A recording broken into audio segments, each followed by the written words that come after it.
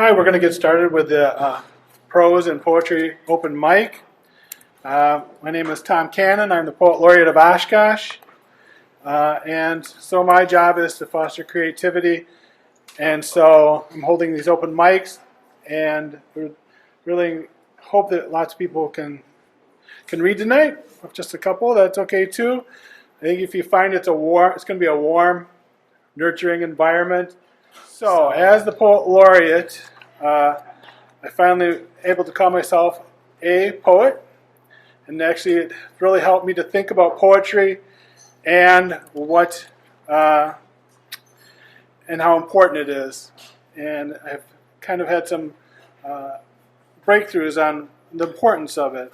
One other announcement before we start reading poems or prose or whatever somebody would like to read. One night we had somebody read a eulogy. The other announcement is Poetry Unlocked Reading series with Nathan Reed, who is a great guy. We did a chapbook. I had people call for submissions, and Nathan Reed had a poem in there. And Mboya Shariff, who's here tonight, she's going to be speaking. Reading. It's a March virtual reading featuring readers and an open mic.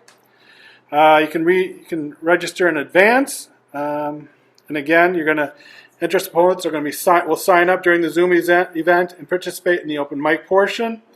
The nice thing about that is that more people can participate. You can probably do it right from your own room, right? So Nathan Reed's a singer, songwriter, actor, poet. His writings appeared in Barstow and Grand, Wisconsin, People and Ideas, Poetry Hall, the Orchard Poetry Journal, our free journal.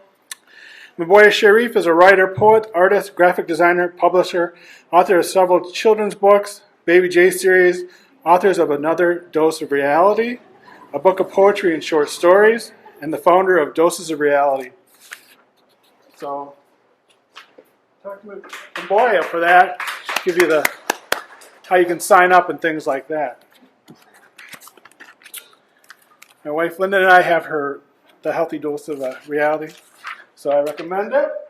So Mayor Palmieri told me that the role of the Oshkosh Poet Laureate is to bring people together and kind of heal the divide that he sees in our culture right now. My first thought was, well, maybe the second Poet Laureate can do that, because I think it's important. I think activism poems are great, good. I'm just not really that experienced with them. But with that goal in mind, I kind of rose to the occasion, at least I hope so, and I had a couple poems inspired by that. My first poem is going to be entitled Am I Wrong?, which was published in the Academy of Hearts and Minds. My day job, I'm always looking at finding out the information that people know to lead, what they need to know to lead their best lives. And what we know is we have a negativity bias. We have negative thoughts about ourselves and about other people, and we don't know that those are just thoughts. So we kind of take them as beliefs. And then the next part of that, we have the negative thought, and then we start to blame other people. And then I also notice how many people nowadays have this say, how can I be wrong? So, am I wrong? How can I be wrong? People say, then demand, tell me. What they mean is, I'm about to tell you I'm not. That's why it's a question to ask of yourself, always. How can I be wrong? Create a scenario of how you got things wrong. Call it alternative facts if you wish, though I hope you don't. Then decide if your belief is true.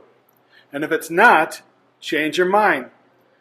Do it without calling yourself dumb, but maybe pretend you are. And then I also have a political poem. Again, I'm not big on that, but expanding my horizons, I hope. I'm even trying to, this even rhymes, which is new for me. The bet. We are mad. They've told us to be. There's a bet on you, a bankroll on me. They got us riled up on cue, needing a relentless fight. Is there a winner in sight? That doesn't matter anymore. The money is made at the door. They tell us to keep our anger hot, and we comply. knowing full well the danger, knowing it's simple to deny, their lies causing our broken ties. That's enough for me right now. Mboya, will you come up? Like Thomas said, my name is Mboya. Today's poem, this first one I'm going to do in honor of Black history. It's entitled, Hey Black Man. It says, hey black man, I know life's a struggle. Hey black man, sometimes you fall, but you get back up. Hey black man, warrior king, I wouldn't trade you for anything. Black man, life been hard on you. They say you don't take responsibility for your kids. But this time you did. Hey black man, you proved them wrong at every turn. They say you a thug, gangster, up to no good. You would become nothing in jail on drugs. Black man, warrior king, they haven't seen the things you seen. Hey black man, you did the things you did, you seen the things you seen, but the wife and kids you chose. Hey black man, I know walking out would be easier than making it work. You hung in there through all the trials and tribulations, even though I know sometimes I try your patience. I know sometimes you don't feel appreciated, that you're overlooked because you're street educated. So you don't get recognized for the things you do. Hey black man, I appreciate you, boo. Black man, warrior king, you have been my everything. Husband, lover, friend, but that's not all you've been. Supporter, provider, inspiration, and father to our kids. Hey black man, warrior king, I know this relationship has a lifetime to go. I would like to say, for everything you have done, thank you, black man, from the heart of a black woman. Thank you.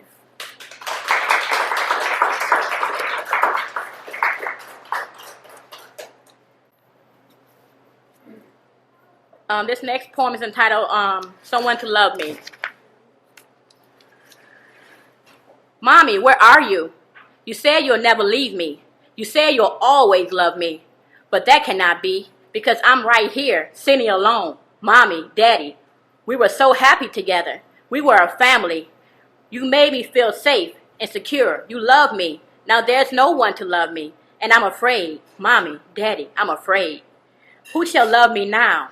I sit here waiting, just waiting, like unclaimed baggage. Will anyone come to claim me? Mommy, Daddy, I know you're up in paradise.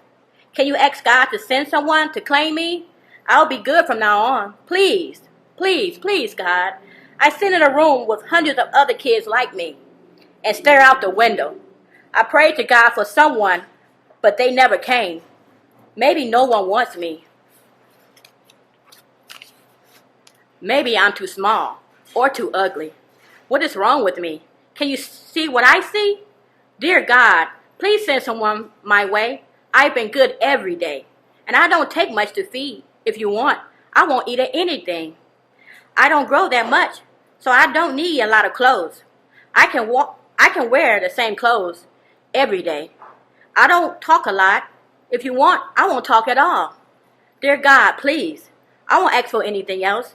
They don't have to be like Mommy and Daddy. Just let them love me. Please, God, please, just let them love me. Thank you. Of how poetry is important to tell history, and our own personal history, and that reflects on our culture. And I think that really rings true with many kids that think I don't eat a lot. Don't worry about me. I don't talk a lot. I don't grow a lot. I'm not going to take up a lot of your utilities. Okay, we can move on. Jenna, will you come up next? Jenna? Hi, my name is Jenna Johnson. I am an English major at Oshkosh, and I have a poem titled A January Horoscope for an Aquarius Moon. You've never been more American, dirtier, drunker, dumber than usual, a tongue filled with more than a taste for disappointment, something further than a fetish. You're an idiot, you're candy, I love you, Aquarius Moon. Shell-shocked and strung out, a strictly self-proclaimed superstar. You make it easy to love you, and admittedly easy to leave you. Even your boredom is worthy of a clinical diagnosis. There are new flavors of miserable on you that I've never tasted on anyone else, Aquarius Moon. January peels away, and your sun fizzles away into a dead star. You want to die, but you're between trips to here and there. You're living the type of life that allows you to say things like, I'm traveling between worlds. You want to go home and crawl into the bed that is now your younger sister's, but you're spiraling and tripping so hard that even glass splinters on the street sheen and shine like diamonds. Cicada screams are symphonic. Glitter your cheeks, Aquarius Moon, pinken yourself. Debut the manic episode in another universe, Aquarius Moon. You already paid for it. Think only in incredibly short verse and ponder only in poems. Pray for the dreams, the nightmares, the children sentenced to the unmarked grave of your body. Breathe, or don't, if that makes the poem better. You cannot afford the life you want, Aquarius Moon. That has never mattered. You need to die trying. Jenna? Again, talking about histories, and the great thing about poetry is that do it with lines that you're going to remember, like ponder only in poems. Patrick, are you ready? There. Next person is Patrick McCorkle.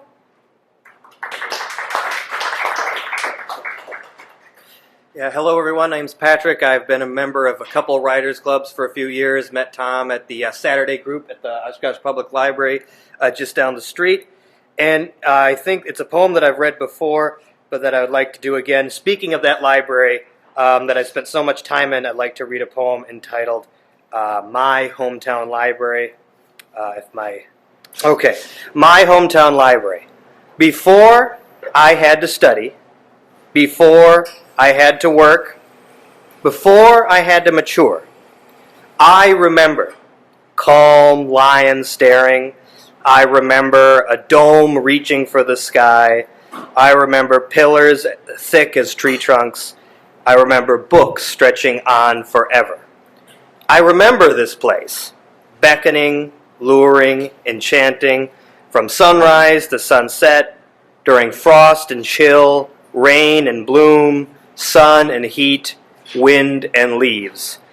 I remember the lights arranged, the book selected, the bench hosting, father and son, experiencing knights clashing blades, ships parting waters, wizards casting spells, spacecraft finding life, friendships strengthened, foes vanquished, language assembling, technology developing, culture forming, religion spreading, civilization risen, and civilization burned.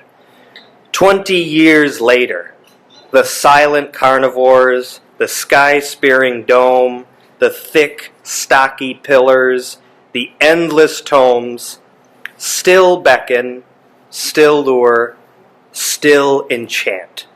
From dawn to dusk, through ice and snow crunching beneath my feet, flora and fauna blooming in the fields, warmth and sand spreading beneath my toes, red and orange crinkling in the breeze.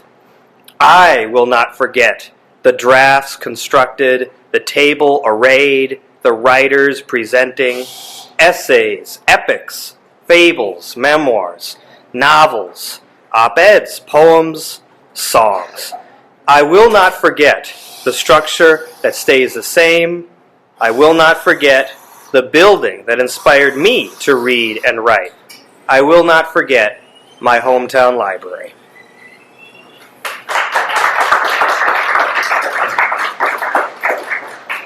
And I have one more. It's entitled 100 Years of Grandpa Keith. My grandfather passed away several years ago, and he would have turned 100 years old come this past November.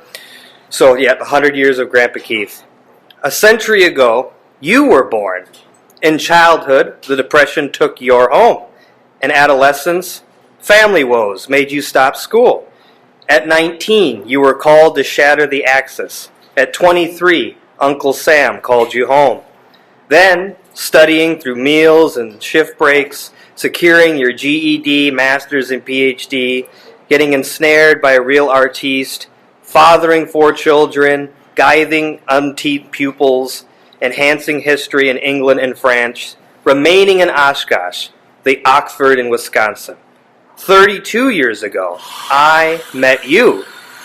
Then, countless hours of racing around your old neighborhood on my big wheel, going to a store and picking a reward locked behind the glass case, eating and gaming at Shakey's under the kaleidoscopic arcade lights, lessons in history, literature, politics, and philosophy at Menominee Park, activating my mind each meeting, pushing me to dream without end, showing me what I should do. 3 years ago, you left this world. 96 years were not enough. 3 decades together were not enough. No matter how much time passes, what the seasons bring, where I journey or live, I will never forget your lessons in the park while feeding the geese, your laugh in the dining room on Franklin Street, your final ultimate words as you struggled to survive.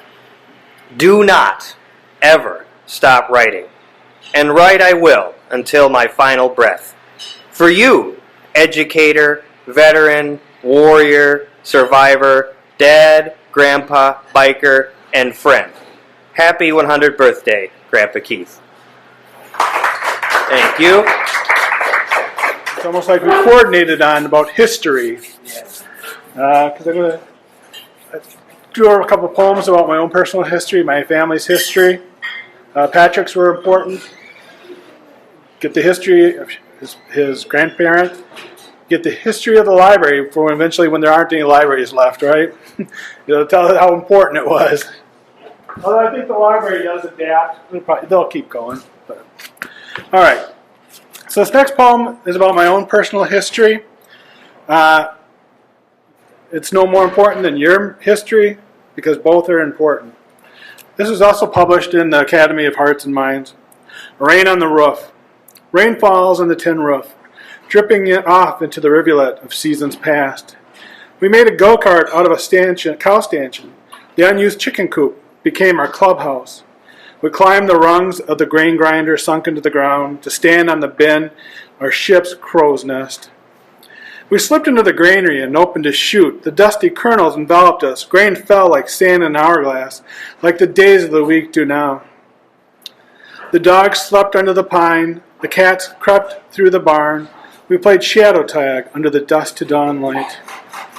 The tractor with the dead battery sits on the hill in my heart. Roll it down, pop the clutch. Many one chances catch. An engine comes to life. We pretend drove the junked Ford. We grew up to beat the farm truck. Eventually stones fly. Gravel shatters what you have, but not what you had. Just takes too many years to realize it. And speaking of histories,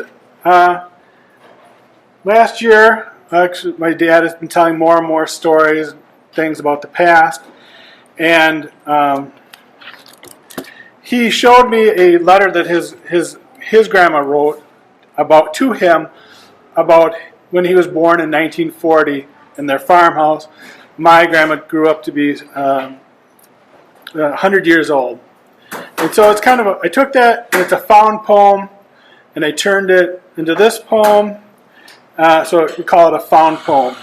I think it's important to culture that my dad was born at home, and maybe it's important to culture in general.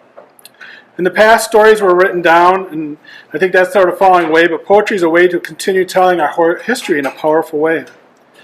And for me personally, this is a way to think about my grandma, kind of remember, and it shows her voice, which was very reserved, but very sweet manner of talking. My dad's name is Tom as well, so Tom's birthday. My first and only baby born at home. Dr. Levin came out to deliver you into the world. Everyone was having their babies at home, so I was not worried or concerned. Mrs. Klug, who lived next door, did our housework for 10 days. We paid her, of course, and it made life so much easier. It gave us so much more time to enjoy our new son. As we've already had a wonderful girl, we were hoping for a boy, and we were so pleased when you arrived. Precious memories, you were a precious baby and a precious son. I love you so much, Mom. And and here's the letter that my grandma typed up. My aunt took a picture of that. So my dad, because he's in his 80s, he likes to tell a lot of stories, and I want to hear them. And I had to eventually start writing them down so I didn't forget. But I'm glad that this poem came to me because it'll make it more vivid for me. And again, I think it's important history. The title of this poem is Small Town Hall. The town hall of Sharon is a stone's throw away from my father's heart, which makes it part of me. Around the corner and up the road was the one-room schoolhouse, which still stands as it always did, reminding Dad of the game, throw the ball over the roof.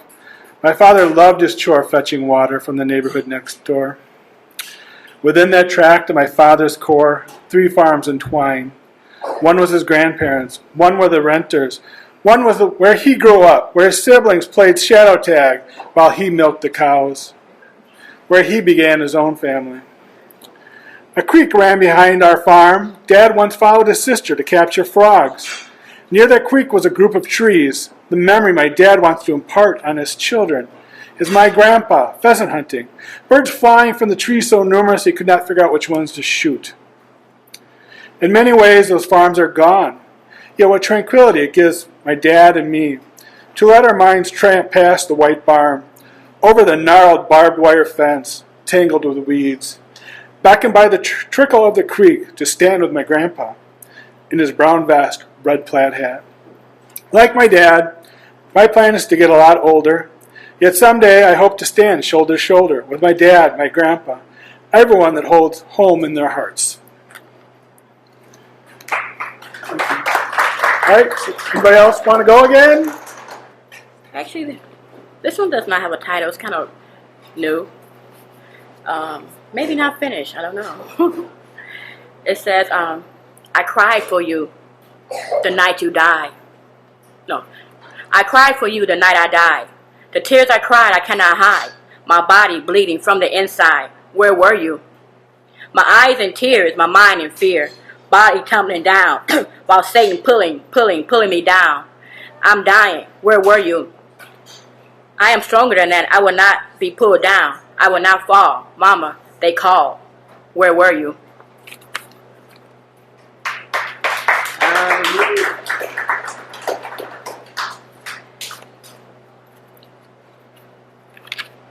I guess I have a request.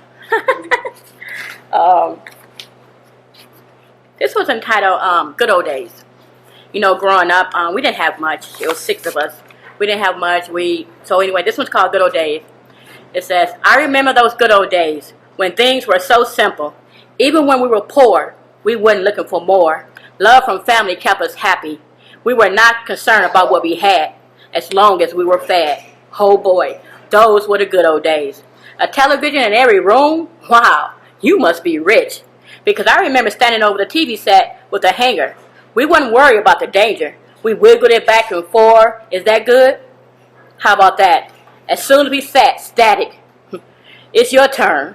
Boy, those were the good old days. How about when electricity went out? You couldn't iron your clothes, flip up the mattress, stick your clothes in between, lay it overnight. Bam, creativity. A homemade iron, right? Oh boy, those were the good old days. I remember my mother's best friend. What was the name? I remember.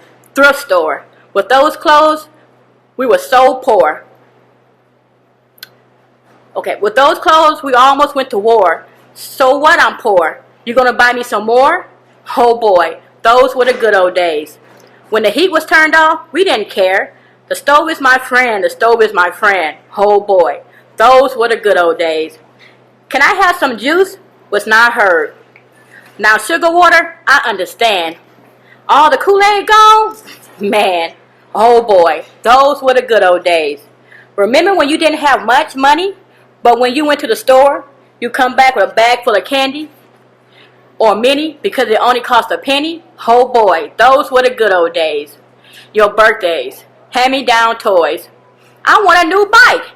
What do you think that looks like? My brother's old bike painted white. Oh boy, those were the good old days. Thank you, Mr. Government, for my block of cheese. Oh, and can I have some powdered eggs too, please? And can I have some powdered milk because this peanut butter is sticking to the root of my mouth. Oh boy, those were the good old days. And Mama's home cooking. Let me say that again, Mama's home cooking. Boy, I miss that. But those were the good old days. I have one more. This one entitled, Can You Still Love Me? I know you raised me with a religious template, so what I'm about to say you're gonna hate. For years I've been feeling this way, fighting with these feelings every day. You see, I am attracted to the same sex. I'm hoping it doesn't wreck the close relationship we have. No, don't cry. It wasn't anything that you did. I've been like this for years. It's just been hid. I wanted to tell you so long ago. I was afraid. The love you have will no longer show. Okay, there, it's out. Can you say something? Anything? Shout? Yes, I know it's a shock, but can you still love me? Even when this is not what you planned for me? Yes. Go ahead, take all the time in the world. Just remember, I am still the baby you carried for 9 months. The one you nursed, the one you nurtured and loved, the one you raised for 18 years. The one when things were scary, you kissed away the fears. Can you still love me? Even when I went a different route from the one you pointed me in, can you still love me? Even though I know you are totally against this, can you still love me? Please, I need you right now. You don't know how? Please, it's just your baby. Love me the same. Can you still love me? Please? Thank you. I've been I like to try out different poetry types. And so recently I've been kind of getting into list poetry, so this is one of those. The top 10 unanswered questions of my universe. Number 1. Are you allowed to grieve the loss of someone who has never lived? Am I wrong for mourning the death of every woman I have failed to become? Number 2. When will I know if I've become the person I was meant to be? What if I've already gone too far, or if I'm far too gone? Number 3. How much of a blessing can you have until it becomes a curse? I've only ever been able to give too much and have never been able to love just enough. Number 4. When was the last time I prayed and I meant it? What is the line between insincerity and sin?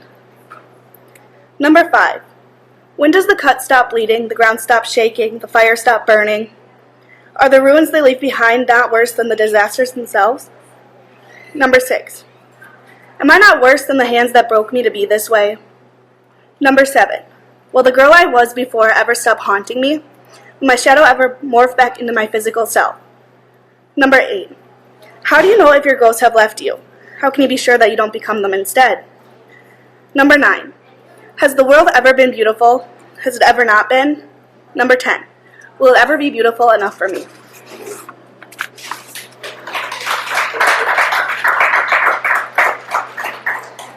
I'll read one more tonight, and this one is called Things I Can't Talk About Without Crying. My childhood and how he used to give me flowers on my birthday. Friends I don't talk to anymore and how I thought I couldn't live without them back then. My semicolon tattoo. That one nightmare I had ages ago that still keeps me awake at night. That one bad dream I had days ago, the one that repeats every other week. Him, his scent, his smell, and whether or not I should have said something. The song Vienna by Billy Joel that still jabs at the same tender spots of my heart. How you never really get over grief. The future, my future, how bleak and uncertain it is looking. Cats I don't see come around my porch anymore. I wish them all alive and well, but I know the outside world doesn't. People who I once loved that I can never hug again. The state the earth is in and how it's closer to getting ripped apart than it was 5 years ago, since it's reached 8 billion people. My mom and how I am a replicant of her. My friends who shut themselves in and suffer in silence, who I used to be, my courage, my confidence, my innocence, and how it disappeared within the fraction of a second. How fast all of these years have gone by. Knowing I'll never not be medicated, safely that is. My past, my feelings, animal documentaries, the ones where the baby sea turtle dies. You know the ones I'm talking about. You are my sunshine, and the way my uncle's voice quivered when he sang it. And not having enough memories with him. Because how could you lose someone in the blink of an eye? Other people, and how I'll never in this lifetime meet those of whom they speak of. Thank you. Come on up, Justin. I appreciate the opportunity to read to you guys. This poem I'm about to read is called The Man, and it's about the struggles and tribulations throughout life as they come as you grow older. The Man. I am the man. Wind is blowing, for changing is aging, as the poetry of middle age. is a free spirit. Chaos reveals. Never surrender, rising from ashes time and time again, as the promise is the path chosen. Gold pieces remain, scattering visions in a suitcase to carry, as brand new sand is falling in the hourglass. Sad-eyed, the echo is channeling words running far away, swirling in the real hiding of oh so long. Good people gather to paint a thing of beauty in the false hope disguised as happy. Twist of fate, dollar bills pay it forward in destiny as discovering a blazing trail of success. Sacred opportunity, leader in building great chances to a rewarding collection of stories. Righteous and true, the cross is faith-filling, although words I'm sorry, not passing for learning. Crazy wanderer, daydream wish is a sweet honey to stay steady and sharing absent regret. Keep on keeping on, layers of purpose, challenge in the silhouette of a spinning, trying legacy. Several years ago, it's entitled The Voting Booth. It calls to me, softly, gingerly, respectfully. It's time, it whispers, eager for our dance. We only dance every 2 or 4 years, no matter what fun we have. I enter the local school, I look around. Everything is the same, as it should be. I pass quickly through the line. I know the workers, they know me. I flash my IDs. They motion me through. The interaction is over before it begins. The warm-up is over. I see it against the wall. Unremarkable to some, perhaps to most. It's only a booth, they say. There are many like it. But that's where they are wrong. They don't understand the dance. I step forward, softly, gingerly, respectfully. It's time, I whisper, echoing my partner's call. I don't hear anything. I don't need to. We both know what comes next. The dance. After all that has happened this year, after all the bitterness and nastiness, it stays the same. Awaiting our dance, like all the other times, like it always will be. I enter. Safe from the partisanship, safe from the intolerance, safe from the noise. Safe to speak my mind, safe to participate, safe to be a citizen. There is so much history here, so many sacrifices, so I can dance. I hesitate. I suddenly feel unworthy. But it reassures, soothes me. Please dance, it croons, softly, gingerly, respectfully. Its passion is palpable. It cannot be denied. I oblige. My hand trembling, I make pen meet paper, softly, gingerly, respectfully. My hands struggle to keep up. They know the importance of their next moves. Choosing politicians, choosing policies, changing the future of my state and the future of my country. I managed to finish. It waited for me. It helped me, like it always does, like it always will. Such a faithful friend. I exit. I slide the paper in the machine. I wipe the sweat off my brow. That was quite a dance, I murmur. Thank you. No, thank you, it murmurs, until our next one. I exit the school, softly, gingerly, respectfully, still in awe of what happened, until our next one, indeed.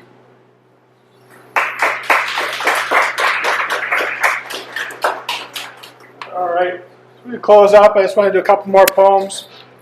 But I wanted to mention, like how poetry helps us remember, helps us really, let it have an impact on us.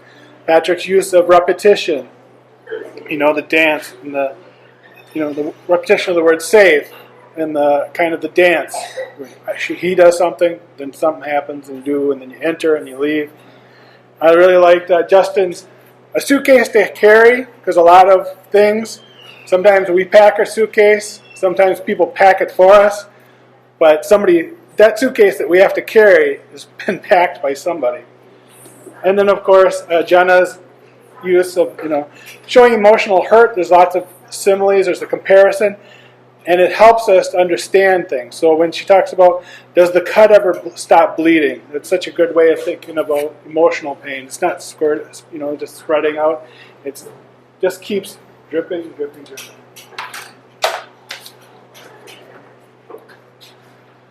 What I want to end with is just a little bit more history poems. And I guess we'll start with Small Town EMT. Every time I close my eyes, I see my father on the floor of my childhood home as I bring him back to life. My mother kneels next to him. She has to be the one to let him go. We squeezed and breathed the life back into him, trying to get him to float on the surface of existence. In every waking moment, I see him sink slowly beneath the waves. Where is he as the white-gloved men hand my mother the flag and tumble the spent shells into her shaking hands? He is not there. Lower whatever you want into the frozen ground. It is not until I stare into the pre-dawn light that I see my father assembling himself into the man I love. Only then do I sleep. And that's for my cousin Teresa. Ooh.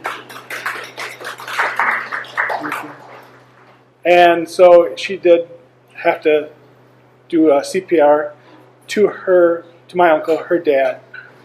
And he passed away. And so we went to his funeral. And this is the images I saw from it.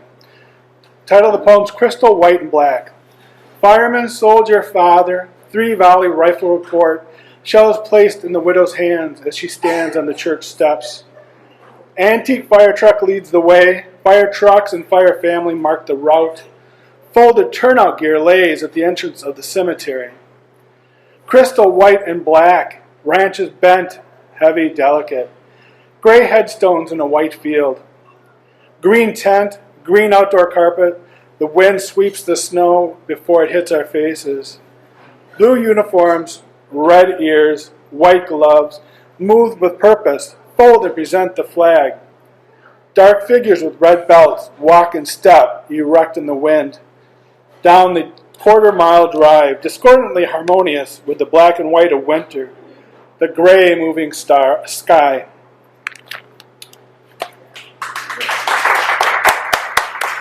All right, thanks for coming tonight. Thanks for reading.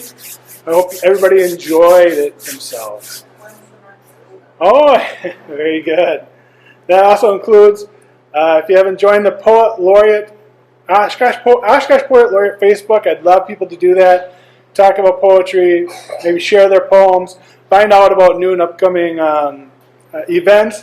We're going to hold at least 2 more third Fridays in March, third Friday in April. I would love for you guys to come down 7 p.m. right here. So that's like March 17th and April 21st, I believe. Thank you.